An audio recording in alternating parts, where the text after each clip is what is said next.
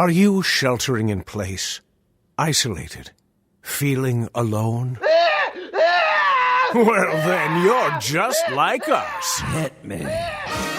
From Studio P in Sausalito, the home of the quarantined hit, it's time for... Succotash. Succotash Shut-In, the Soundcast stimulus package featuring snippets from comedy... Soundcasts. And now, here's your host for this episode, Tyson Saner. Insaner.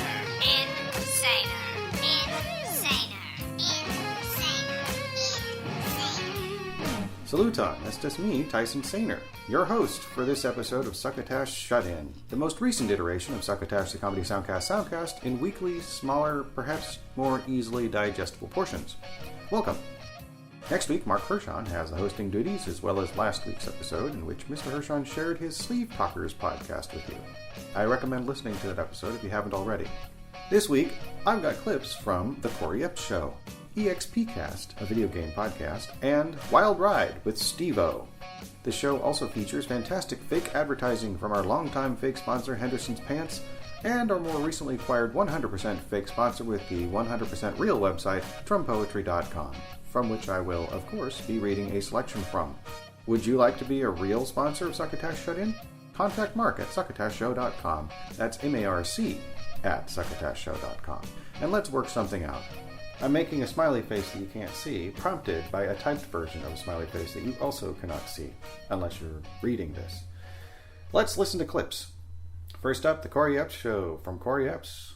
And the description says, "Welcome to The Corey Epps Show. Each week follow geeky events with your host as he talks all geek culture from movies, TV, gaming, and more." Listeners from Succotash, when it was called Succotash the Soundcast, might recall Corey Epps was a guest of Succotash. And he's had several podcasts throughout the years, including Podcore and The Evil Teddy Bear. The clip is from an episode posted on April 22nd, 2020. It's the Corey Epps Show number 8. It's called Lockdown, and it features my co-host of The Antisocial Show and also former guest of Succotash, Hunter Block. Now, how could I resist picking a show where both of them are together, seeing as how that only has usually ever happened with when I've been involved, so... It's a good listen. I recommend listening to it, but in the meantime, I've got a clip, and so it says, in this episode, Corey is joined by Hunter Block from The Antisocial Show as they talk about the current state of the world, The Walking Dead, and Kevin the Smith movies. And in this clip, they discuss how many celebrities are utilizing their stay-at-home time during the COVID-19 plague. Have you listened to any Kevin Smith podcasts lately? Yeah, he's doing stuff like at his house, and most of the stuff that he's... done has been at his house in like a table wearing a mask and gloves, or at the Scum and Villainy Cantina in California. So yes, but every podcast that I normally listen to, like Jay and Silent Bob Get Old, Batman Beyond, of course, what is it, Hollywood Babylon, Strange Times, even. I don't know, have you listened to Strange Times podcast? No. Oh, it's really good, dude. It's with Davian Dent, Kat Sorens, and Dominic. I'm not sure what his last name is, but they're really cool people. But all these shows that normally wouldn't talk about anything like this are talking about this, like the whole COVID-19 thing. Even we did an episode of Antisocial Show on Sunday, I think it was, and for the first time we did like a serious episode, and it was like, it's weird, you know what I mean? But if it helps people to stay home and be informed, then so be it. You know what I mean? Exactly. And like my whole goal with this podcast and the next few podcasts that I'm doing is to kind of keep people not only sort of informed but entertained, and like hear from like what I say. Everybody's hearing from like the celebrities and whatnot. Hear from the normies. We're the normies, dude. Exactly. We are the normies. And you're right. Everybody can listen to the celebrities and things like that. But if you really think about it, like the celebrities are in like, kind of under attack right now, if you think about it, in a weird sort of way. It's like these people did nothing wrong to you. You know what I'm saying? Like they're not doing anything different from like what you're doing on your Facebook. Like, you know, you're on Facebook. I'm not saying you, but like these other people that are attacking the celebrities. you're on your Facebook, like, crying and whining, or you're doing something amusing, and then the celebrities are doing it, but they're doing it for free, and you're bitching at them. You're saying, well, you're not real heroes and shit like that. They never claim to be heroes. They're just trying to entertain you. They're trying to do what they always do, but for free. So why not take advantage of it? Yeah, they're doing their job. Exactly. They're doing their job to keep you entertained so that you will stay home, but yet you're going to bitch at them and say that they're not important. Okay, we get it. Like, the nurses are important, obviously. The food workers are important, absolutely. Truck drivers, cops, security, whatever. We know those are the important people, but these people are important too because they're entertaining you. Mm-hmm. And I really think it goes back to the whole Trump thing, really. Okay. You know what I'm saying? Like, I don't want to get too political, but it really goes back to, like, how a lot of celebrities, obviously didn't support Trump, so now people were calling them the fake people. I mean, that's really what it basically boils down to. You didn't need COVID-19 to further attack them. So. Wow, they're calling them the fake people? I've never heard that. Holy crap. Oh, yeah. A lot of Trump supporters will call these people the fake people, like they have absolutely no opinions whatsoever. It's like, at the end of the day, you strip them down.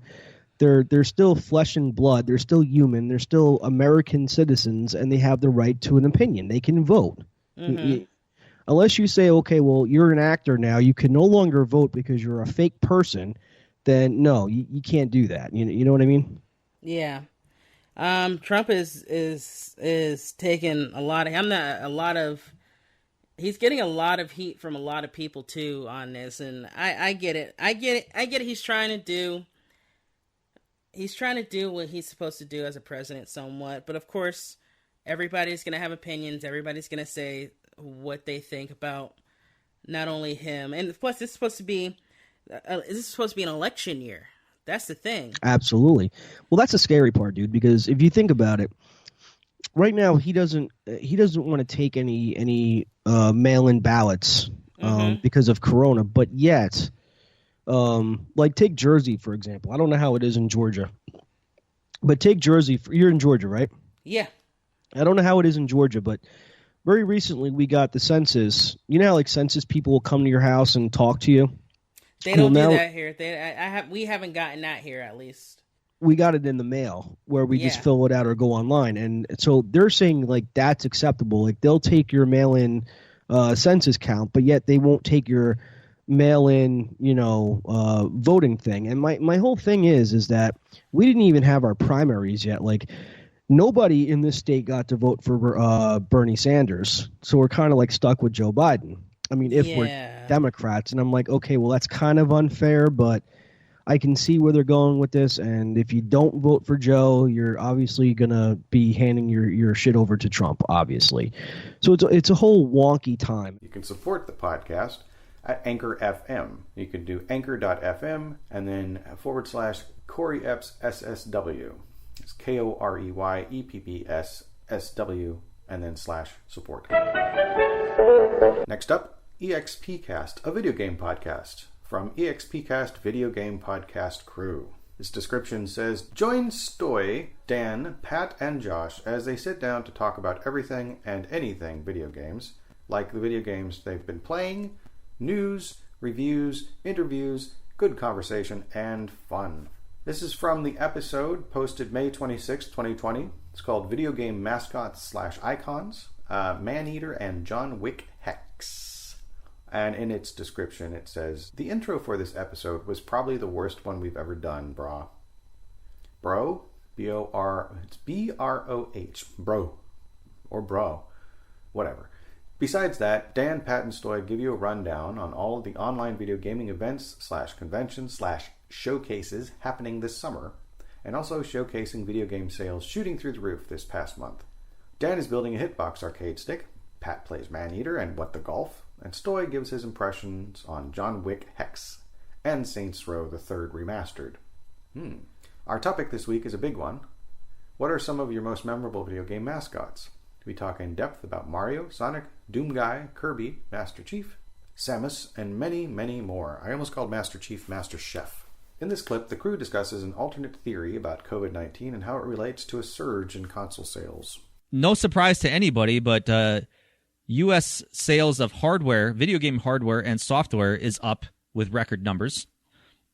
I think we've talked about this where GameStop stock rose, and their sales have like tripled pretty much. They're behind it. Reggie Fils-Aimé released COVID so that everyone had to play video games.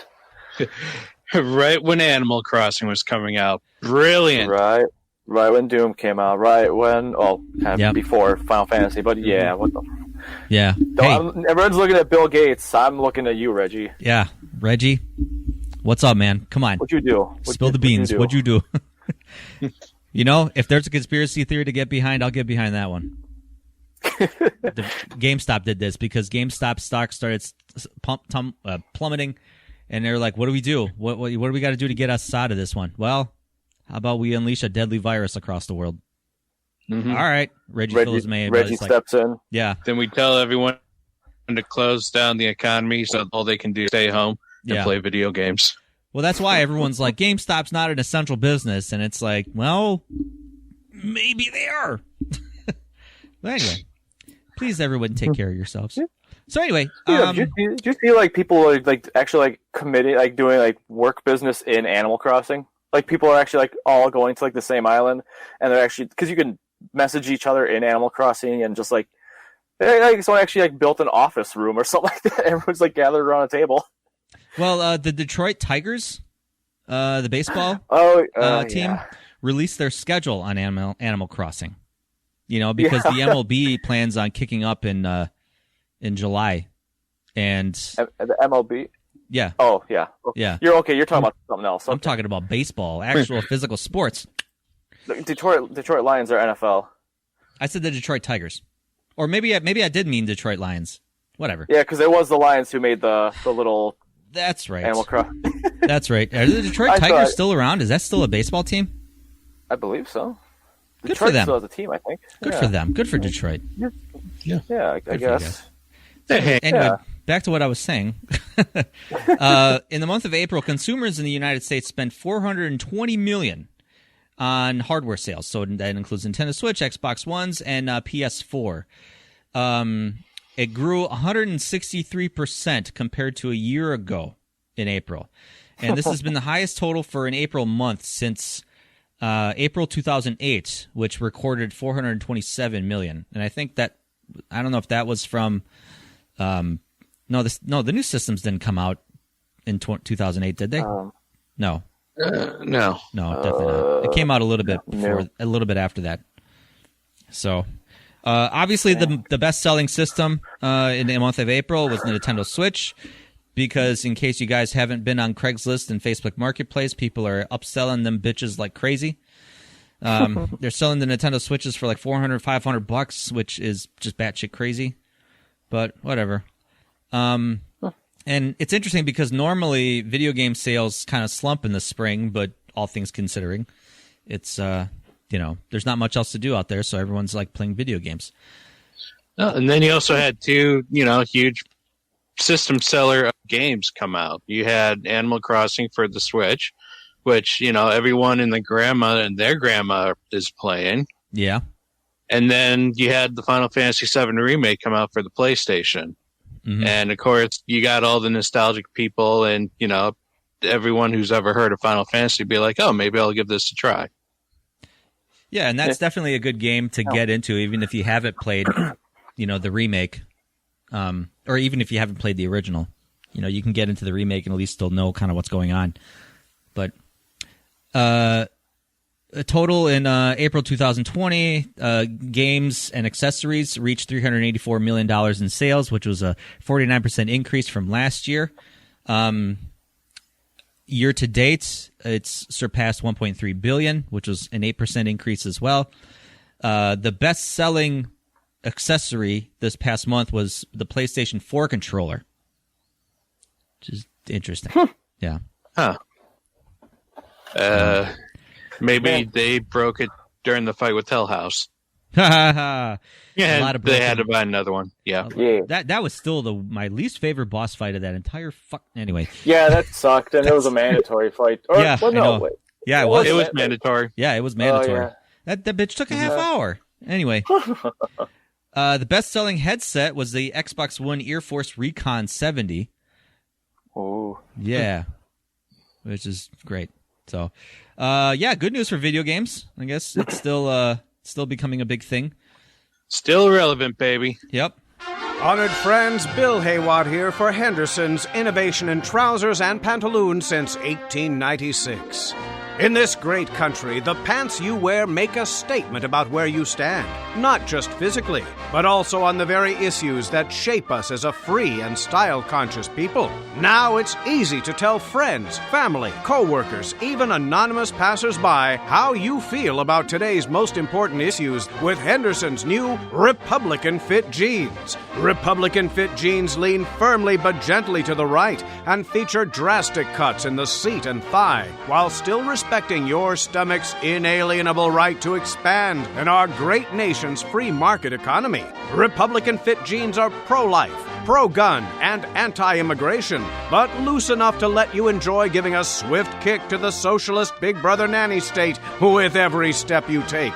And if blue state politics are more to your liking, we also offer Henderson's new Democratic Fit jeans. Democratic Fit jeans lean gently but firmly to the left and feature a generous increase to your seat and thigh while still regulating your stomach's ability to monopolize surrounding body parts. Democratic Fit jeans are pro-choice, pro-healthcare reform, and compostable, but tight enough to let you enjoy giving a swift kick to the fascist corporate oligarchy with every step you take. In these troubled times, don't let your pants get caught on the fence. Let your fellow citizens know how you're voting with an uncompromising pair of Republican Fit or Democratic Fit jeans from Henderson's. Innovation in trousers and pantaloons since 1896. And now, back to more of Succotash.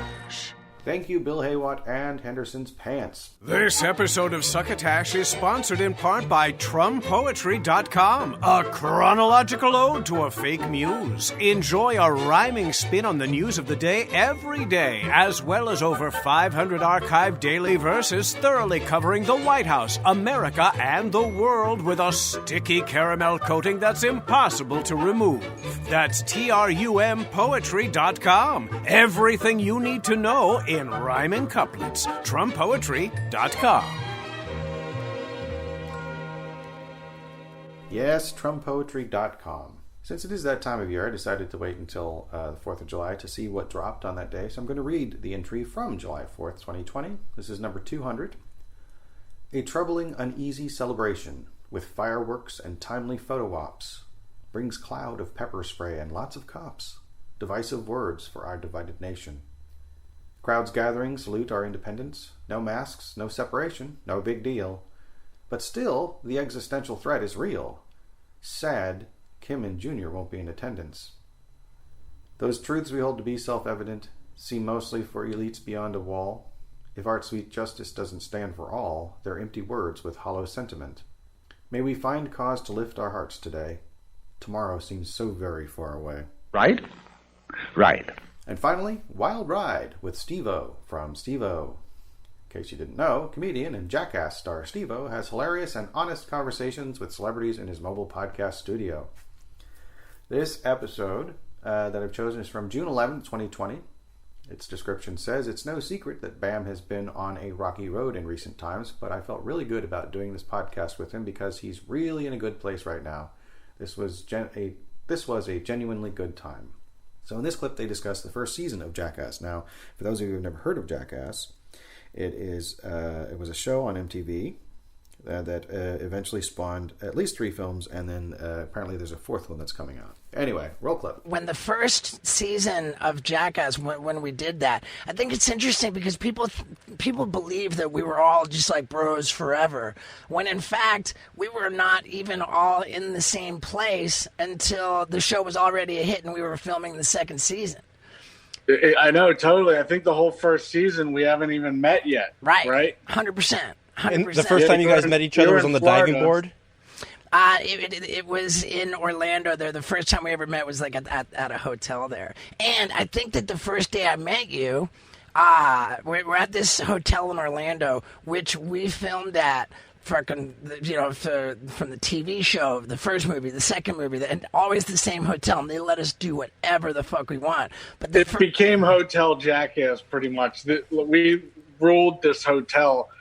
Wee Man would walk around naked, interrupting conferences, and they wouldn't even. They just let us do whatever we wanted. Oh, 100%. We had to cut a big hole in the wall to do the boxing glove comes through. Yeah. That boxing that was supposed to be Mike Tyson on the other side of the wall, but they couldn't end up getting him, so they just did it with a robotic arm. But dude, it was in that same hotel. Oh my God, do I have a fucking crazy story from that hotel too? But I think it was as soon as you checked in, you guys went into the little fucking fitness gym and started turning on the treadmill and fucking destroying that treadmill. Oh, yeah. We were doing skate tricks on the treadmill, and then we put a bike on it. Yeah. And we used it until it got destroyed. and that wasn't planned or anything, right? That was just your first time? No. That was spur of the moment. That was your crew doing that, you and Dunn? Yeah. Yeah. And were you guys fuck, these guys are already filming and killing it? Oh my God, I was so jealous of Bam, all the time. And I was just fuck, dude, that's something I just never would have thought of, So they just came out right out the bat just filming shit fuck it, we came here to show up. So, dude, I mean, the first season of Jackass is totally a hit, right? I still haven't met Bam, but we're on TV. We're fucking famous and shit. And I had not seen his video CKY2K, which is just this. How many copies did you sell of that? Over 1 million. Oh my God, I don't doubt it. I don't doubt it at all. And meanwhile, the whole time leading up to this, all I can think about is how can I get into a legitimate skate video, which is then there's Bam, who is how can I make my own entire skate video and set up my own distribution and sell a fucking 1 million copies of it? Bam was so far ahead of me. And so I'm this one day I'm at my buddy's house and we're all tripping on liquid acid. We dropped drops of liquid acid into our mouths, tripping our fucking faces off. This dude's in his bedroom. He's got a chick and they're filming a porno. He's just banging this chick, and I'm sitting in his living room tripping my face off watching CKY2K, and I'm just becoming so jealous of Bam. And finally I'm just I saw Bam jump off this 6th floor balcony of a hotel, and I'm just I'm fuck. I'm banging on the guy's door. I'm dude, your porno's over. We're fucking, come on, we're going. And I was just so jealous of Bam, and I went and got my stilts. We went to this bridge, and I'm walking on stilts, tripping on acid, and I throw myself over the railing of the bridge, which was 100% inspired by you. Awesome. What video was that on? Did you get hurt on that? I didn't get hurt, but boy, was that was knee surgery just waiting to happen. And I have to say this too. I saw a comment from somebody. They said, dude, I love you, Steve-O. Your podcast is great. You got all these great guests. But, dude, with the fucking talking about yourself all the time, I mean, ask the guest a question, let them talk. He says, it's every week it's the guest is fucking Steve-O. And I'm you got me. So yeah, let me ask you some questions. I got paid per bit, not per episode, for the first season of Jackass. And I had a pay scale that was set up if it was a fucking gnarly stunt that you could get really fucking hurt. I got $500 per bit. And if it was not something that you could get hurt, it was a prank or some just goofy thing that you did in the street, then I got $200. So all told, after taxes, the entire first season of Jackass, I made less than $1,500.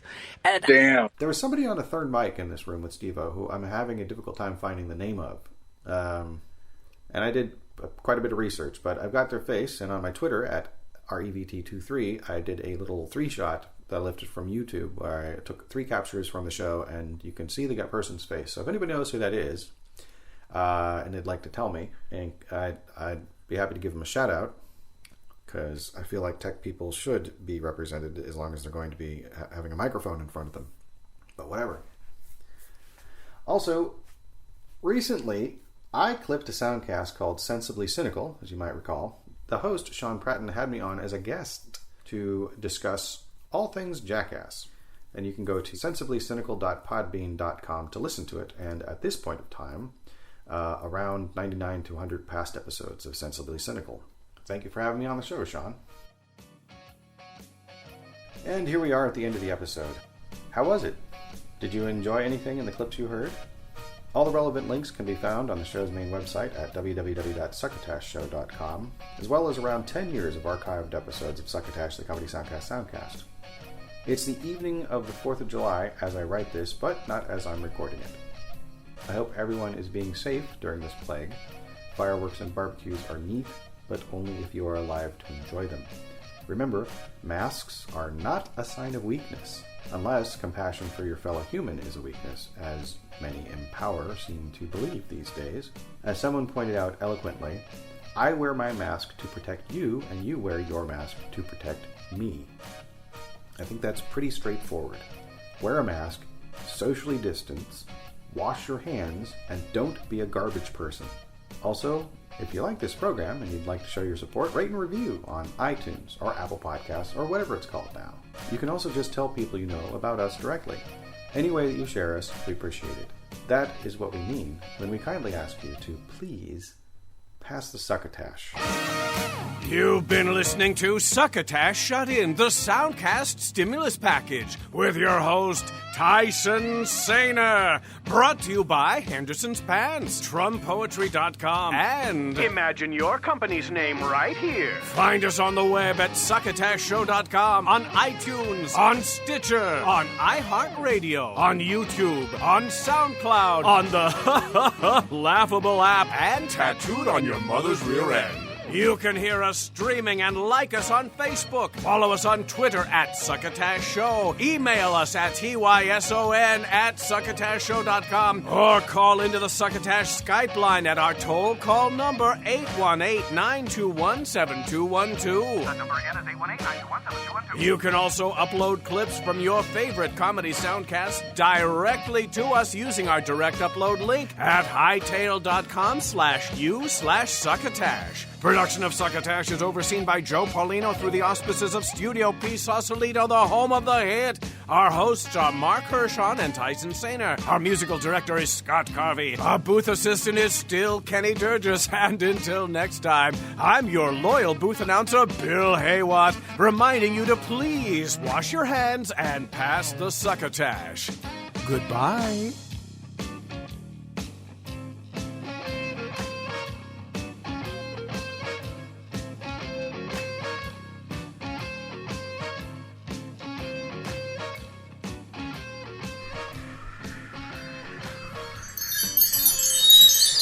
This has been a Succotash Patch production.